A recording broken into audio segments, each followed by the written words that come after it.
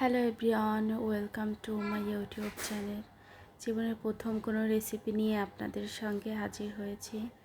আমি একটা বাটিতে প্রথমে নিয়ে নিলাম বড় চামচের 1 চামচ বেসন। তারপর আমার আরও হাফ চামচ বেসন দরকার। তারপর নিলাম ওই চামচের আধা চামচ সুজি। তারপর 1 চামচ আটা নিলাম। এখন ভালো করে মিক্স করতে হবে। মিশ্রণটি ভালো করে মিক্স করে অন্য উপকরণগুলো নিব। তো এখানে নিলাম অল্প একটু বিট লবণ,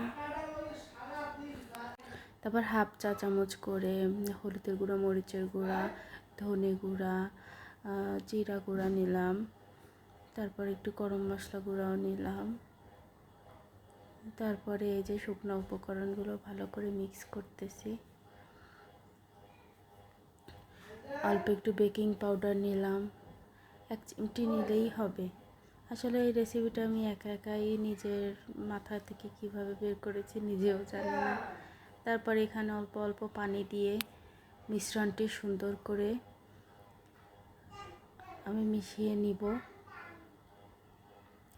আমার ছোট 1 কাপ পানি লেগেছে, আরও আধা কাপ পানির মতো লেগেছে।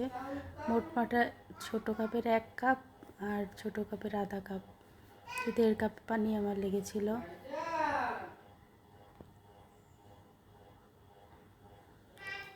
তারপর 1.5 কাপ পানি দিয়ে সুন্দর করে মিশ্রণটি অল্প অল্প পানি দিয়ে আমি ঠিক এরকম পর্যায়ে নিয়ে আসছি। তারপরে আমি 2টো ডিম সুন্দর করে ফেটিয়ে ভেজে নিব।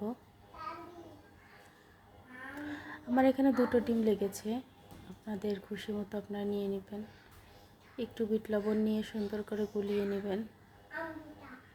তারপর প্যানে তেল গরম করে আমি ডিমটা ভেজে নিচ্ছি।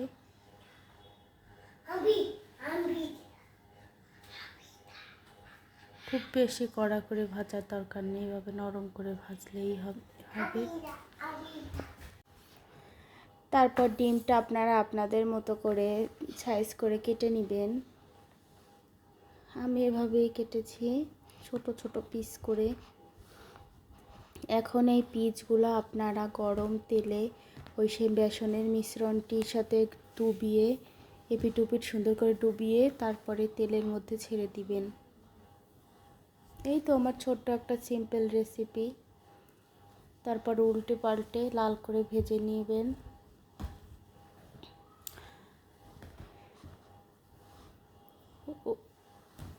ভালোভাবে এপিট ওপিট লাল করে ভেজে নিলে খেতে অনেক টেস্ট হয়।